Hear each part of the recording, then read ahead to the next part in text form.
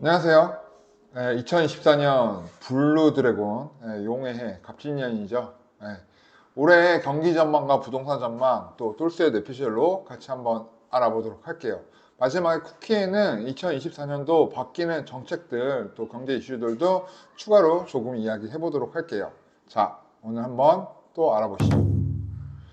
벌써 작년이 되어버렸네요.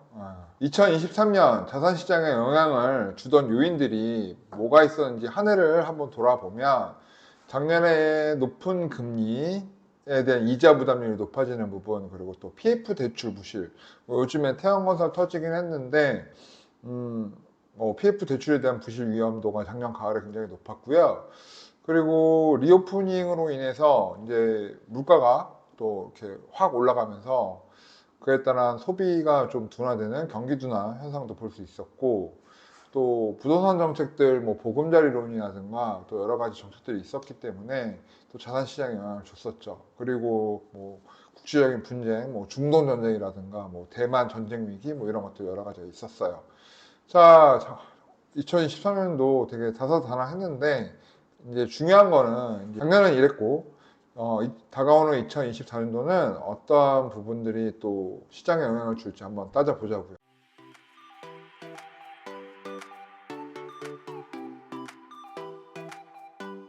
일단 매매 흐름들을 좀 따져보면 코로나 이전과 이후로 가격이 많이 변한 걸 볼 수가 있죠. 2020년 또 갑자기 급격스럽게 주택시장 크게 올랐다가 2022년 말부터 이제 급격히 다시 하락하고 또 이제 반등세 회복 빠르게 나오기도 한 작년이었습니다. 자, 흐름은 이렇게 되고 있는데 여러분이 궁금한 건 바로 이런 부분이겠죠. 현재 가격은 주택시장 뭐 평균가 했을 때 2020년 그 시점으로 가격 회복이 완료가 된 상태예요. 급격히 반등 나왔기 때문에 그 정도 금액까지는 지금 반등이 된 상태고, 향후 2024년도, 25년도, 26년도 갈수록 어떤 흐름으로 갈 건지 궁금하실 것 같아요. 그래서 똘스가 한번 여러분하고 이야기 나눠보려고 합니다. 자, 그러면 24년도 주택시장 변곡점 포인트 무엇이 있을까 한번 따져보면, 일단은 이번에 12월 달 금리 인하 FOMC 회의 결과들 많이들 보셨겠지만 금리 인하에 대한 이슈가 좀 있죠. 그래서 이 부분이 어떻게 움직일 거냐 하는 부분이 주택시장에 또 영향을 많이 줄 것 같고요. 그다음에 경기에 대한 부분, 뭐 금리가 내린다고 해서 무조건 주식이 오르고 자산이 오르고 주택이 오르고 뭐 이런 건 아니기 때문에 금리가 인하됨에 따라서 경기가 과연 연착륙하고 호조를 보이고 회복세를 이어갈 수 있을 것인가, 뭐 이런 부분들도 따져봐야 될 것 같고요. 뭐 공급 물량 감소 계속 이야기 있어요. 이거는 일단 2024년도를 스타트로 해서 단기적으로 해결될 문제는 아닙니다. 그래서 2025, 26, 27 그때까지 공급 물량 감소 이야기는 계속 나올 것 같고요. 올해 또 정부 정책 어떤 식으로 흘러갈 건지도 한번 또 체크를 해봐야 되는 부분인 것 같아요. 이렇게 전체적으로 매크로의 변화, 경기의 변화를 체크를 할 수 있을 때 아파트가 오를 것이다, 내릴 것이다, 혹은 주식이 오를 것이다, 내릴 것이다, 예상을 해볼 수 있는 포인트들이 몇 가지가 있을 것 같아요. 자, 먼저 그러면 제일 많이들 이야기하는 기준금리 이야기 안 하고 갈 수는 없겠죠. 그래서 기준금리부터 먼저 따져볼게요. 자, 작년 12월 FOMC 점도표를 이야기 안 할 수가 없는데요. 일단 2024년도 금리의 하방, 이제 내리는 쪽의 방향성은 점도표를 통해서 충분히 보여줬습니다. 그런데 이전 9월 점도표 대비 바뀐 부분은 2025년도 금리예요. 2025년도 금리를 굉장히 아래쪽으로 본 사람들이 몇 명 있었는데 그 부분들이 많이 위로 올라와서 3.5%, 그러니까 25년도 중립금리를 3.5% 정도로 보고 있거든요. 그러니까 올해 금리가 내린다 하더라도 2025년도는 가야 한 3.5% 내외가 될 거라고 지금 다들 위원들은 예상을 하고 있는 부분이고요. 이런 부분을 볼 때 저 또한 금리가 생각보다 빠르게 내릴 것 같지는 않아요. 이유는 올해 2024년 연말 정도가 되면 경기가 연착륙한다고 봤을 때 물가가 다시 한번 자극을 받을 가능성은 배제할 수가 없거든요. 그래서 그런 부분들이 점도표에도 나와 있다라는 거를 참고하시면 될 것 같고요. 뭐 어찌됐든 올해를 스타트로 금리는 이제 하방을 바라볼 것이다. 5.5%에서 이제 하방 쪽으로 내려와서 한 4.5%, 한 1%, 4번 정도의 금리 인하가 있을 것이다 라고 시장에서도 예상하고 FOMC 회의 결과에서도 그렇게 나온 것 같습니다. 하지만 이 점도표대로 내년이 그대로 흘러가는 것, 내년이 아니구나 이제 올해가 흘러가는 건 아니에요. 또 점도표는 분기별로 나오기 때문에 올해 상반기에 또 점도표 나오면 또 상황에 따라서 또 변동성은 또 있을 수 있어요. 그냥 이거는 예상일 뿐이다라고 생각을 하시면 될 것 같고요. 시중금리를 나타내는 지표로 미국 국채 10년 금리를 많이 쓰잖아요. 근데 미국 국채 10년 금리도 지금 하방으로 굉장히 많이 내려와 있는 상태입니다. 금리 인하를 기정사실화하고 반영하고 있는 상태라고 보시면 될 것 같아요. 그래서 2024년도는 일단 금리 인하를 시작하는 해다.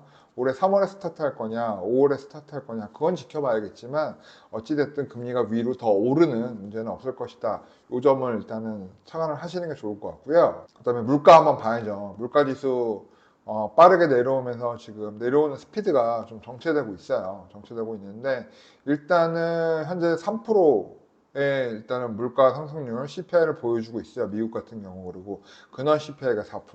그러면 물가 상승률하고 금리하고 레벨링이 맞아야 되기 때문에 여기서 물가가 3% 초반대를 계속 유지한다라고 보게 되면 금리도 결국엔 3%대까지 내려와야 되거든요. 근데 그 시간이 뭐 단 3개월, 6개월 만에 딱 저스트하게 싱크가 맞춰질 수 있는 부분은 아니기 때문에 일단은 물가가 3% 초반대를 계속 유지해 주는지 혹은 2% 후반대까지 내려가는지 부분을 좀 보셔야 될 것 같아요.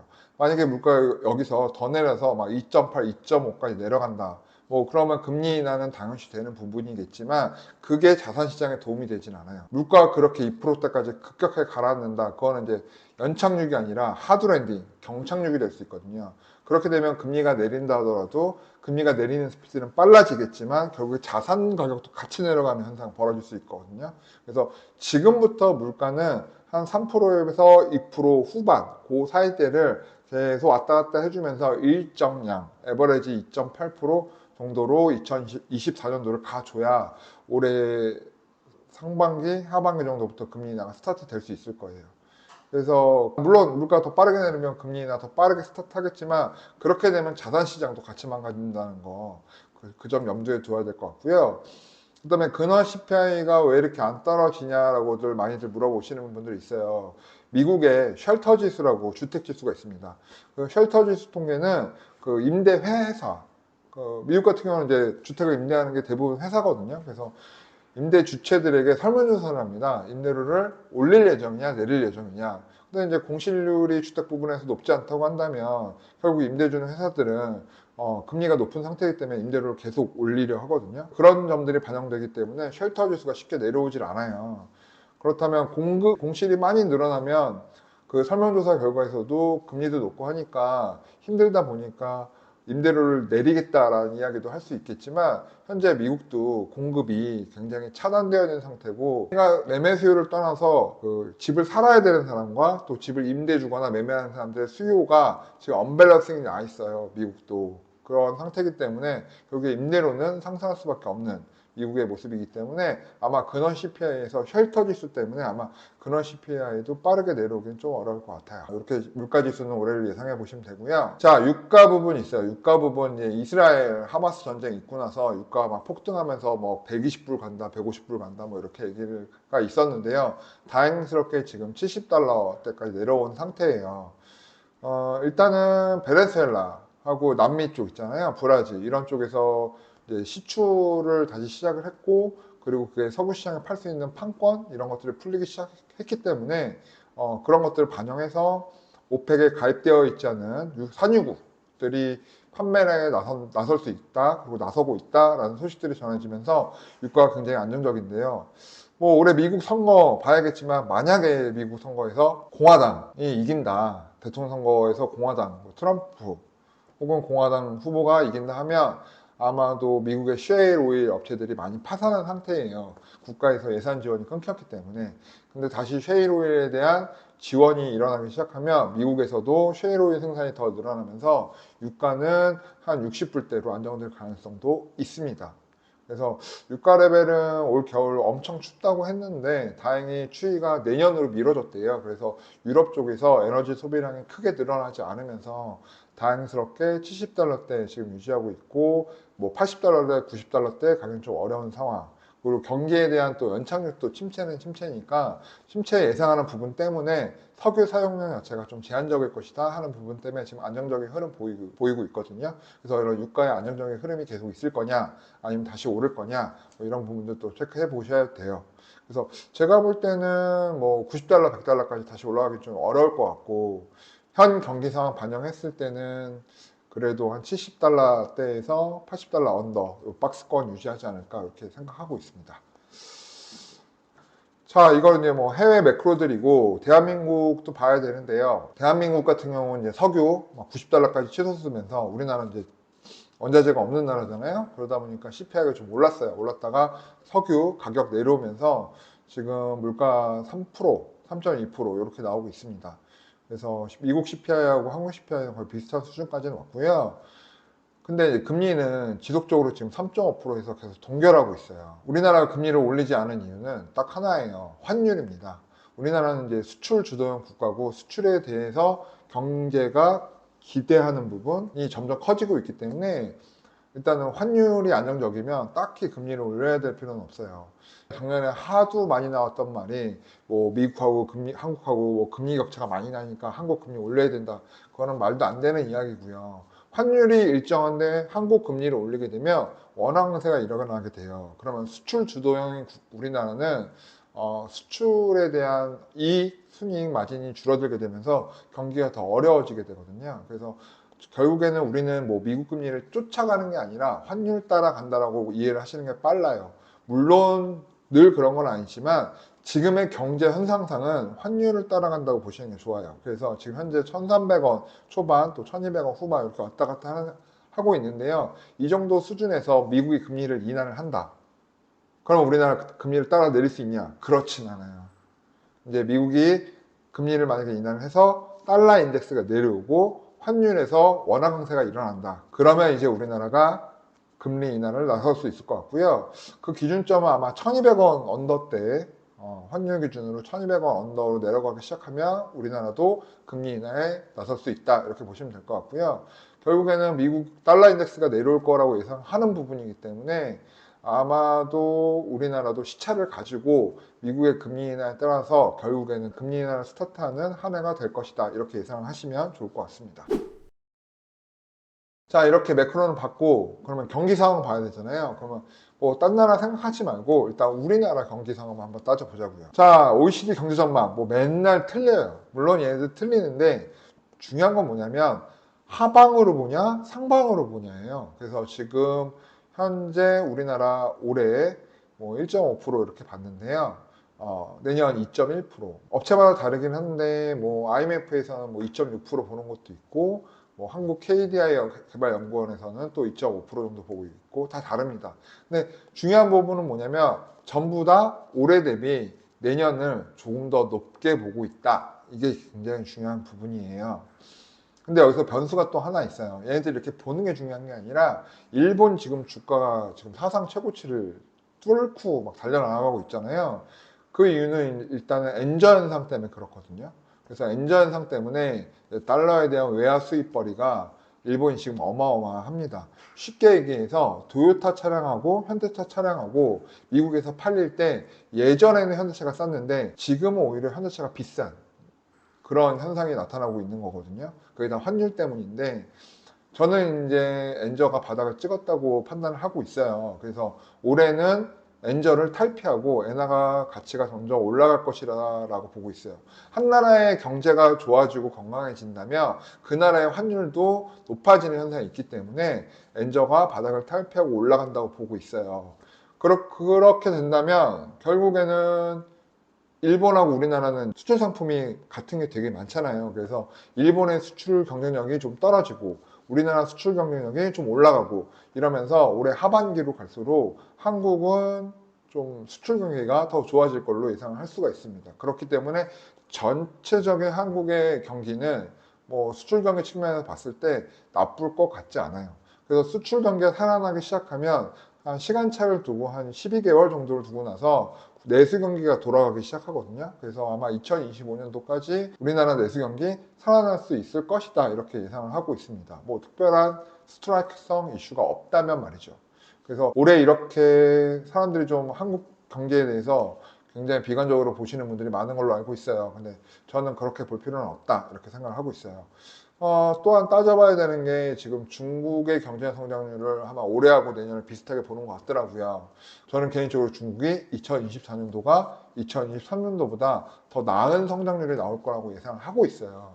중국 경기 바닥 찍었다고 보기 때문에 PMI 지수 등 보면은 반등이 나오는 게 보이기 때문에 아마도 중국 경기 올해 하반기에는 나쁘지 않을 것 같고, 우리나라 수출량의 전체 50%가 중국에 지금 조인되어 있기 때문에 한국 경기도 중국의 수출량 늘어나면서 좀 나쁘지 않을 걸로 예상할 수 있습니다. 그래서 내년도 저는 현재 OECD나 뭐 IMF, KDI에서 보는 것보다는 좀 더 높게 보고 있어요. 그래서 2.8% 이상의 성장도 가능하지 않을까 이렇게 조심스럽게 생각해 보고 있습니다. 가장 큰 이유는 일단 무역 수지 현황을 보시게 되면 최근 들어서 작년 하반기로 와 가면서 급격하게 지금 BSI 지수, PMI 지수 올라오는 거 볼 수 있거든요. 그래서 무역 수지도 개선이 되긴 했지만 결국 PMI 지수가 올라간다는 거는 우리나라 제조업 기반이잖아요. 그래서 제조업 PMI가 올라가기 시작했다는 것은 2024년도 수출 경쟁력, 수출량 늘어날 거라고 보는 거죠.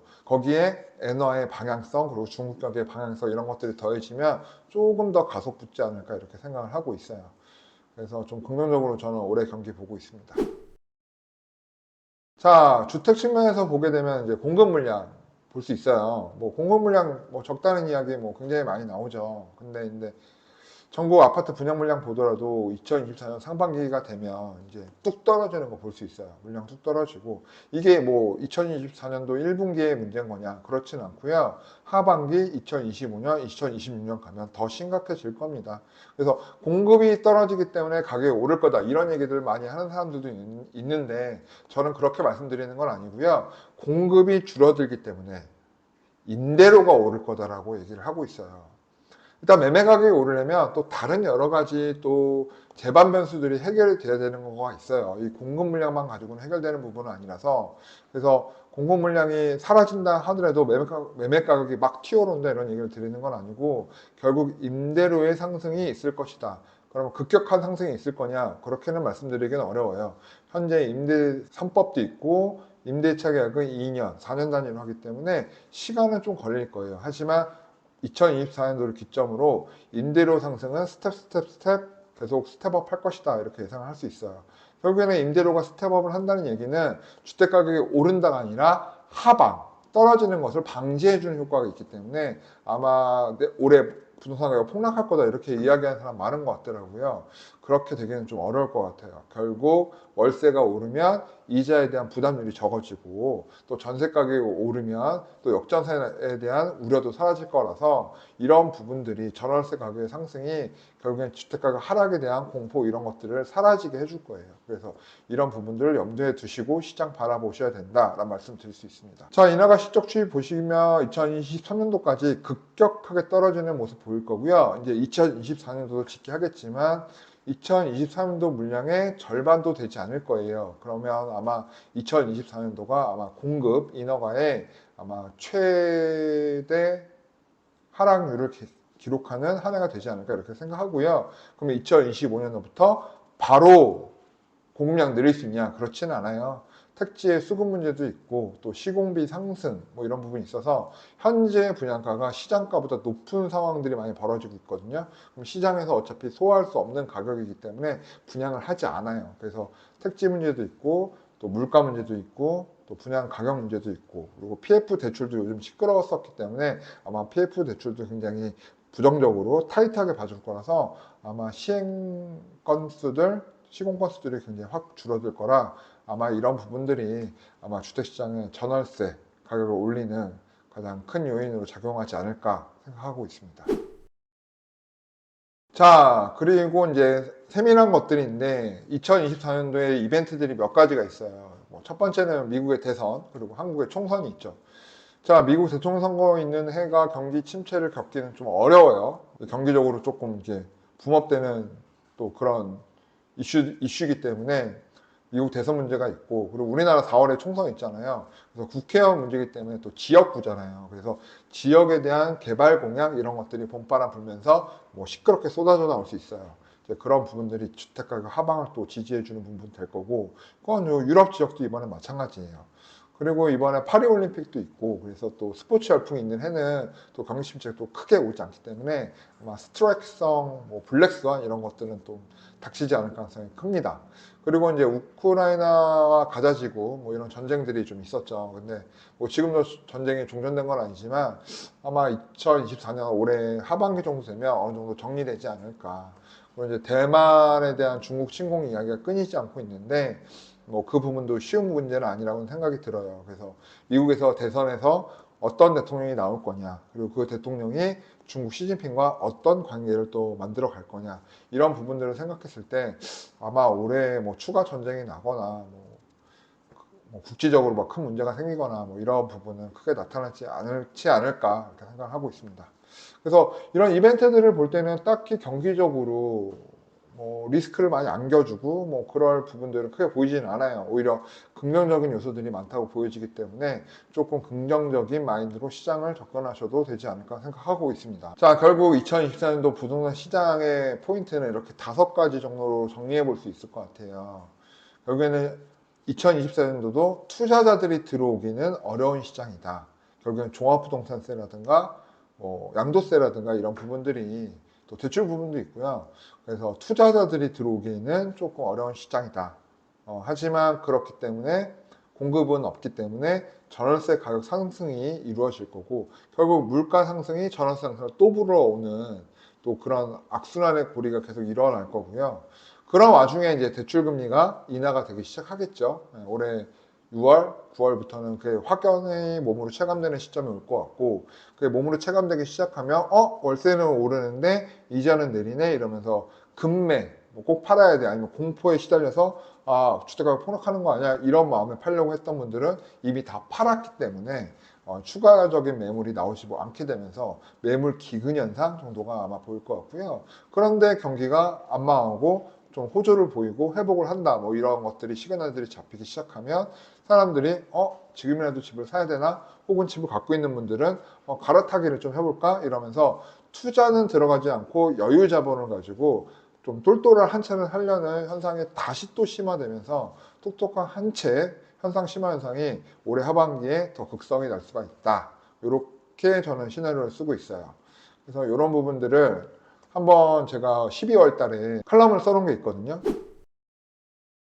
칼럼 보면서 다시 한번 정리하고 가시죠. 제가 운영하는 카페에 쓴 칼럼인데요. 제가 이거를 12월 15일에 썼네요. 그래서 뭐 다른 내용은 뭐 이미 다 말씀드릴 것 같고 일단 이 정도부터 보면 될 것 같아요. 제가 생각하는 주택시장 스토리는 좀 뻔하다고 생각을 해요. 일단은 현 상황은 주택이라는 건 사용처가 명확한 물건이니까 팔 사람은 팔아야 돼요. 뭐 이슈가 있기 때문에. 그래서 그런 사람들이 있기 때문에 아직까지는 가격이 반등이 나오는 것을 보기는 바로는 어렵겠죠. 하지만 뭐 2월 정도, 내년 2월 설날 지나고 나면 시장의 방향은 좀 바뀌기 시작할 거예요. 왜냐하면 금리 인하에 대한 기대감들이 점점 커지게 되고 또 설날이 지나면 또 계절적 성수기이기 때문에 그 성수기에 일단은 급매물들이 사라지기 시작하면서 그리고 그쯤 되면 이제 공포에 팔려고 했던 분들도 매물을 이제 거두거나 호가를 올리는 현상들이 이제 한 2월 달 정도부터 드러나기 시작할 것 같아요. 그러면 이제 집값이 안 떨어지네? 다시 오르는 거 아니야? 이런 이야기들이 굉장히 많이 나오기 시작할 것 같아요. 그런 와중에 이제 봄 시장이 되면 매매 가격이 그런 영향을 겪으면서 전월세에 대한 계약이 또 많이 늘어나거든요. 코로나 때문에 결혼들을 못 했잖아요. 결혼들을 못 했는데 작년하고 이제 올해 결혼을 엄청 많이 한다고 하더라고요. 예식장을 잡을 수가 없대요. 그래서 신혼부부들이 집을 전월세를 봄이 되면 많이 알아볼 것 같고 그러다 보면 이제 신도시 위주로 아니면 서울의 또 소형평수 위주로 이제 전월세 가격이 굉장히 탄탄하게 움직일 걸로 예상이 되거든요. 그렇게 되면 일단 뭐 매도세가 일단 멈추고 가격이 조금 이제 상방으로 움직이는 모습 볼 수 있을 것 같아요. 그렇다고 막 폭등하거나 그러지는 못할 거예요. 제가 칼럼에도 써놨듯이 아직 다주택자들이 마구잡이로 막 시장에 참여할 수 있는 금액도 아니고 그리고 그런 어떤 제반 변수 세금 정책도 아니기 때문에 아마 실수요들만 움직이기 시작하면서 시장이 조금씩 활기를 찾아나가는 아마 상반기가 될 거다라는 생각을 할 수 있습니다. 종부세나 DSR 대출 문제는 지금 가격에서 아파트 가격이 반토막이 나야 사라지는 정책이지 현재 아파트 가격 비싼 수준이기 때문에 아마 그런 정책은 사라지긴 어려울 것 같고요. 그러니까 시장은 또 똘똘한 채로 솔리마가 되는 시장이 또 일어나면서 시장의 양극화는 지금도 되어 있지만 더 양극화되는 시장에 시달리게 될 거예요. 즉 안 오르는 데는 안 오른다 이 얘기를 드리는 거예요. 오르는 데만 오른다. 올라야 되는 이유가 있는 곳만 오른다. 이렇게 생각을 하시면 될 것 같습니다. 지금도 가격 빠져서 안 오른 지역들 허다하죠. 그런 지역들은 가격이 저평가됐으니까 사야 된다 이렇게 생각하시지 말고 저기는 어려운 시장이구나 이렇게 생각하고 아예 안 쳐다보시는 게 도움이 되실 것 같아요. 그래서 그런 시장인지 아닌지 알아보는 방법은 저랑 많은 오랜 시간 같이 하신 분들은 알겠지만 교통이라든가 교육이라든가 그다음에 인프라 그다음에 에코, 조망 이런 5가지가 균형이 잘 잡혀있는 입지인지 평가를 해보시면 이게 똘똘한지 안 똘똘한지 알 수 있습니다. 그렇게 보시면 될 것 같고요. 그래서 좀 시장을 좀 긍정적으로 보시고 좀 적극적으로 대응하시고 싶으신 분들은 올 봄 시장에 집을 선 매수하고 가을 시장에 후 매도하는 아니면 올해 선 매수하고 내후년도에 후 매도하는 전략을 펼쳐도 되는 시기가 아닌가 생각합니다. 보통은 원래 선 매도 후 매수를 많이 하잖아요. 그런데 이렇게 바닥 찍혔다라는 확신이 있을 때는 선 매수 후 매도 전략 타시기가 정말 좋고요. 갈아타시기 하시기 정말 좋아요. 25평에서 33평, 33평에 39평, 39평에 45평 이렇게 갈아타시기 좋은 타이밍이니까 올 한 해를 갈아타는데 주력하는 한 해라고 보시면 될 것 같고 또 내 집 마련을 하시는 분들도 올해 좋은 금융 상품들 잘 찾아서 하시면 좋을 것 같고요. 물론 영끌은 안 돼요. 아직까지는 금리가 높은 수준이고 아직 불확실성이 있는 포인트들이 리스크가 아예 사라진 건 아니에요. 제가 긍정적인 부분 많이 말씀드렸지만 아직까지는 완벽하게 제거된 상태가 아니기 때문에 영끌은 하지 마시고 조금씩 이 정도는 내가 커버링 할 수 있어 하는 정도에서는 갈아타기나 내 집 마련 하셨으면 좋겠습니다. 글에도 써있지만 향후 3, 4년 동안 경기가 빠른 회복과 성장이 나오기는 어려울 거라고 생각을 하고 있어요. 근데 강한 침체가 아니라 약한 침체를 겪으면서 회복을 차근차근 해나간다면 그리고 건강한 성장까지 거기에 더해진다면 굉장히 좋은 그림과 좋은 시나리오가 나올 수 있을 것 같아요. 자, 그래서 이 기회에 좋은 주택으로 갈아타시는 거 추천드리고요. 만약에 요즘 주식시장에서 핫한 AI라든가 4차 산업이 실생활로 훅 다가온다 이렇게 되면 갑자기 경제 성장세가 폭발적으로 나오겠죠. 근데 그 폭발적인 경제 성장은 저는 전혀 예상하고 있지 않고요. 결국에는 보험 삼아서 이번 기회에 괜찮은 주택, 내 집 마련, 똘똘한 한 채 올해는 한번 해보는 게 좋겠다. 이 정도로 생각하시면 될 것 같아요. 시간이 지날수록 결국 공급 부족이라는 이슈는 점점 이슈가 커질 거고 그리고 전월세 가격의 상승도 점점 올라갈 거고 그러다 보면 매수를 당기는 금리의 수준이 점점 다가오게 될 거고 그렇게 되면 시장에 참여하는 요구가 점점 늘어날 거라는 거죠. 결국 그것도 실매수자 위주로 돌아갈 거예요. 그래서 이렇게 시나리오 잡고 계시면 될 것 같습니다. 자, 여기까지 똘센 시나리오였고요. 2024년도 주택시장, 자산시장 전망해 보았습니다. 자, 이렇게 올해 주택가격 그리고 자산시장 어떻게 될 건지 한번 점검해 봤어요. 충분히 이해가 되셨고 도움이 되셨을 거라 믿고요. 그러면 그래도 2024년 됐으니까 바뀌는 정책들이 뭔지는 봐야겠죠. 쿠키 영상으로 2024년도 바뀌는 것들 따져볼게요. 정부정책. 자, 2024년도에는 다른 영상에서 말씀드렸다시피 신생아 대출 이런 부분 있죠. 그런 것 때문에 아마 아이에 대한 계획이 있거나 이미 임신 중이신 분들은 혜택을 입어서 또 집을 매수하시는데 또 전세를 구하시는데 좀 편리할 것 같고요. 이러한 부분들이 또 주택의 하방을 다져주는 부분이 될 것 같고 그다음에 노후도시 개발 관련 정책들 이것도 다른 영상에서 말씀드렸는데 결국에는 노이즈 마케팅도 마케팅이기 때문에 이런 부분들이 터지고 뉴스화 될 때마다 주택 가격이 하락을 하는 것을 방해하는 요소 혹은 급매물이 사라지게 하는 요소로 작용될 거라서 아마 주택가격이 하방으로 가는데 아마 방해하는 오히려 상방을 갈 수 있게끔 만들어주는 그러한 새로운 정책들이 나올 걸로 예상이 되고요. 그리고 이제 금융조세 정책 부분 뭐 이렇게 나눠보면 뭐 금융 부분에 있어서는 뭐 청년주택 통장이라든가 또 뭐 청약통장 금리 인상, 그다음에 주택담보대출, 대환대출 가능하게 해주고 뭐 이런 부분들이 있어서 아무래도 좀 완화된 스탠스 좀 보여줄 것 같고, 조세 부분도 조금 세금 좀 덜 걷겠다라는 이야기예요. 그리고 일단 혼인 출산할 때 증여재산 레벨업 해주는 부분이 있고, 공시가격 세분화하면서 종부세 부담 좀 많이 더 줄어들 것 같고요.